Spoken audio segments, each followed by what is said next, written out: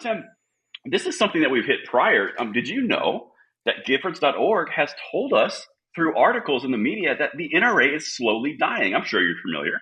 It's dead. Oh, yes, yes. And Davey Hogg is out there talking about it, taking credit for it. Moms Demand Action was out taking credit for it on X. So, yeah. Done. Dead in the water. And you know what? That by extension, of course, Tim, that means that gun rights are dead and no one cares. And everyone is finally seeing the light on their perspective of guns in America, right? I mean, that's what one would deduce. Actually, they're painting it that way on social media. They're saying people are leaving the NRA because they're waking up to the fact that they're these evil brokers of death. And that's just not true, not even remotely true. Yeah, I mean, they wouldn't move somewhere else where they actually felt their beliefs were actually represented, would they? Because, I mean, after all, the NRA is gun rights. So therefore, ipso facto, if the NRA is doing bad, then gun rights are doing bad, right? Because that's not true. It couldn't be that the NRA was making deals with the devil, that the NRA turned their backs on bump stocks and said that they should be regulated and machine guns should be regulated out of existence when they were talking about bump stocks. That had nothing to do with it. It had nothing to do with Wayne's corruption and Oliver North exposing that corruption for the short term that he was president, then stepped down after saying this is a mess, and then would have nothing to do with the NRA having to flee New York to Texas because of all their misdealings. Wayne's misdealings. Yeah, it would have nothing to do with that. Nothing. No. Or the fact that the entirety of the 2A movement on social media started calling the NRA out on this, and that's when their numbers started dwindling. It's kind of strange, huh? It's odd. It's so odd. Well, it turns out, Tim, that we might have moles amongst our midst because the media may have paid attention to some things that the people on the social media area for the 2A were saying, like, guys, the NRA is not gun rights, and just because people are leaving one organization, that money's going to go somewhere else. Well, wouldn't you know it, Tim? If we throw up number 2, this is from The Guardian. Now, The Guardian is no friend of gun rights, dear Tim, not at all. So it turns out, as the NRA fades, a more zealous U.S. pro-gun group rises as a lobbying power. Gun Owners of America, formed in the belief that the NRA was too liberal, spent $3.3 million lobbying against gun control and boasts 2 million members. Well, what? We should just stop telling them everything, Tim. We revealed the game plan. I know, right? Yeah. I mean, when the NRA did their final act of treachery, and I was one of many voices that stepped out and said, you know what, done with the NRA, and now we're going to go to war. And social media did go to war. The pro-2A, the pro-gun people went to war. They did. They 100% did. And then we all started moving to other organizations. I went to GOA. And just in full disclosure, I am the state director in Indiana for GOA. And everything I say in this video is me as an individual, has nothing to do with my association with GOA. Ooh, so, good disclaimer. Yeah, good right? One. So people went to other groups. They wanted to find more active groups that have, like GOA states. This is a key plank in their platform. A no compromise organization. They will not make deals. They won't do what the NRA did and say, well, I'll give you black rifles if you give us this, and try to negotiate some outcome, and always ended up in us just giving up rights, and we never got anything in return. So people are digging in their heels. They're going to groups like GOA, FPC, SAF, JAFO, National Association of Gun Rights. That's where they're going now. And this just calls this out and is like, yeah, whoa, look at this. Holy cow, folks. The NRA's money is dwindling and GOA's money is expanding. and oh my gosh, it's just like, oh my gosh, what's going on here? So we have one group saying the NRA's dead and everybody agrees that guns need to be banned. And now you have the Guardian out there saying, oh no, wait a minute. They're actually going over this much worse group, the GOA. Yeah. Oh my gosh, what do we do? And I've seen this many times, like when I'm posting on social media saying, guys, the NRA is dead. We killed it. We went elsewhere. People say, don't tell them, Mac. Don't let them know. Don't tell them. No, trust me, we want know. them right. They know. Right. Look, the NRA killed itself. The media didn't kill the NRA. Every time the media wrote a hit piece or did a hit thing on CNN or whatever and attacked the NRA, their membership grew. Because when you go after gun rights, people go to that gun rights organization like, oh my gosh, they're getting militant. We need to give money to the NRA. And that's how the NRA grew. They built the NRA. NRA destroyed itself. So we want them writing these articles, right? We want them saying GOA is out there spending more than the NRA, because that will prompt people to go, man, I want to get on the winning team. So when they Correct. write these hit pieces, they're helping us, folks. That's why we're pushing Yep. them.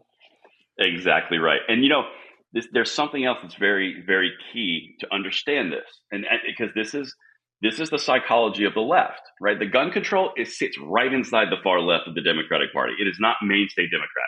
And when we say Democratic Party, I don't mean everyday Americans. I'm talking about the upper crust of the Democratic power in Washington D.C. That's who we're referencing, right? Talking about the swamp So rats, the DC swamp rats. yes, 100%. Because I know a lot of our audience is Democrats. I know a lot of gun rights advocates are Democrats. They just see differently on different things. That's not what we're talking about. We're talking about the high level agenda setters in the Democrat swampy part of the party. So one of the things that's key, because the left does orient more towards the collective. Now, you can interpret that as socialism. You can interpret that as collection. You can unionization, however you want to interpret that.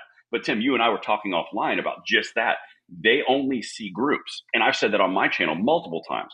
The way that they think is they think in voter blocks. They think in group blocks. They think in demographic blocks. They don't think in individualized terms because you can't attack a bunch of individuals. You can attack a monolith, as you said. So the NRA, that's an obvious target. It's the biggest organization. It's the oldest civil rights group in the United States. It talks about guns all the time, easy to demonize. However, if you take that power away from them and you're going after, well, now we got to focus on GOA, then SAF, then FPC, they can't have that many streams of attack. They have to have a unified demonization attempt directly at that big group. And it works in the other way too. Look at their support groups. Their support groups, they go to unions, they go to the main demographic buckets. They go after any type of mass amount of collection, and then they try to bring it into their fold. They don't know how to handle individualized resistance, and that's why they hate it so much. And they're kicking themselves in the nuts, to be honest. They are, but we're going to keep letting them do it. We're going to keep goading them to do it because they don't realize they're helping us. Matter of fact, I tweeted out thanking The Guardian for the article saying, this is amazing. I quoted part of the article where it mentioned that the GOA had spent more than the NRA this last fiscal year in lobbying. Right. And I said, I sincerely thank you because you're helping our numbers grow. Please keep writing these articles. Yep. And that is me doing a wiener measuring contest with The Guardian, and they're going to go, well, you don't tell me what to do. I'm trying to get them to write more of these articles. I want them to do the hit pieces because it makes our numbers grow. We are doing what they do to us. Right. we are playing their game. That's exactly right. That's exactly right. Little Aikido here. We're redirecting the energy towards the opponent. So goodness gracious. That's exactly what we're doing. Well, let's keep going. Let me show you some of the stuff here. And then this is this is just a thing. All right. So this is number 3. A zealous gun rights group, even more uncompromising than the once formidable NRA. Once formidable. Isn't that interesting? It's a shift right there. Is emerging as a force in U.S. politics with a mission to oppose efforts at gun control and ease further America's already lax regulations on firearms. Then they talk about $3.3 million in lobbying, over 2 million members. To your point, Tim, they are trying to shift the onus to where everyone's going, where the population is moving to. And they can't they can't move the ship on a dime. This is going to take a very long time, and they're only going to build GOA as they do it. I mean, that is right. It is. That's it. And I'm sure that they're not going to stop with the GOA. Eventually going to figure out the FPC is out there. They're the ones bringing tons of lawsuits as well as GOA. You have SAF out there bringing tons of lawsuits. They're going to realize, oh my gosh, these people are, look at how fast FPC is growing in social media and places like that, along with GOA and the others.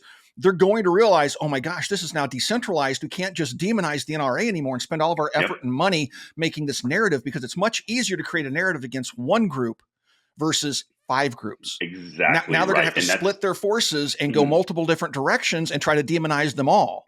And this is going to cause them, it's going to cause them an incredible amount of pain. And they're going to lose control of their narrative they value so desperately.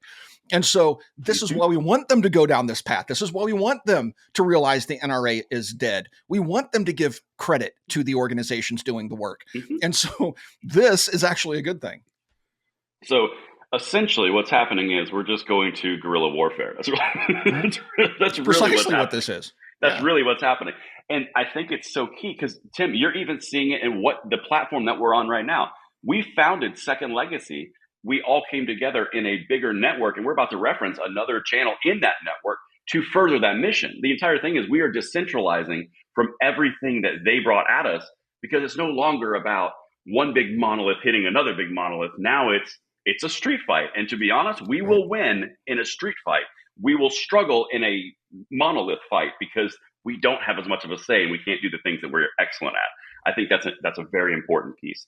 So let me see if I got one more thing for you. Yeah, I got one more thing for you. This is number 5 of GOA. Then we move to the next segment when Gun Violence Archive steps in their own Cheerios.